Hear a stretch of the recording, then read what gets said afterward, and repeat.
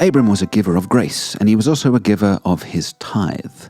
We read that Melchizedek, king of Salem, brought out bread and wine. He was priest of God Most High, and he blessed Abram, saying, "Blessed be Abram by God Most High, creator of heaven and earth, and praise be to God Most High, who delivered your enemies into your hand." Then Abram gave him a tenth of everything. Genesis 14:18-20. This is the first time we see tithing in the Bible. And please note, it's before the law of Moses had been given. Many Christians, me included, have said there's no tithing in the New Testament. It was a law of Moses thing. We're not obligated to tithe anymore. But this made me pause. Before the law, God's people tithed. Tithe, by the way, means tenth. And remember Mark Twain said that diplomacy seems to be a give one, take 10 sort of thing? God's people are givers, not takers, remember? Are we give one, keep 9 when it comes to our giving to God and His work?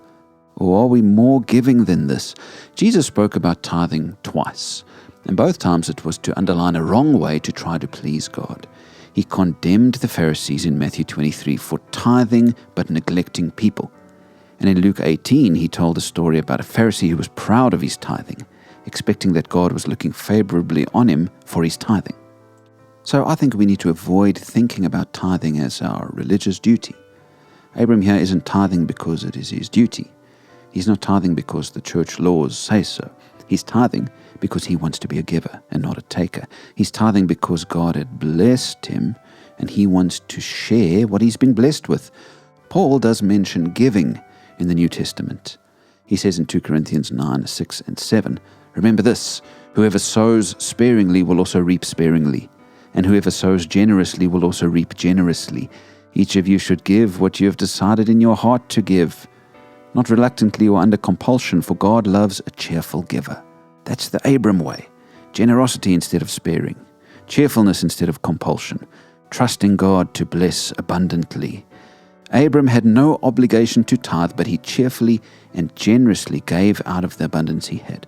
How about us? Are we takers or are we cheerful and generous givers? In fact, I like John Piper's words in a sermon called "I Seek Not What Is Yours, But You."